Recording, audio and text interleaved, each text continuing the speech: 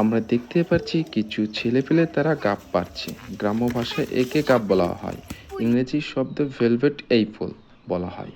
এর যে উপকারিতা আপনি জানলে অবাক হবে। পেট পরিষ্কার রাখে, এতে অনেক আঁশ বা ফাইবার আছে, তাই কোষ্ঠকাঠিন্য দূর হয় এবং হজম ভালো হয়। অপরদিকে শরীরে শক্তি বাড়ায়, প্রচুর পরিমাণ ভিটামিন সি ও অ্যান্টিঅক্সিডেন্ট আছে, এগুলো শরীরের রোগ প্রতিরোধ বাড়ায়, ফলে সহজে জ্বর ও সর্দি হয় না।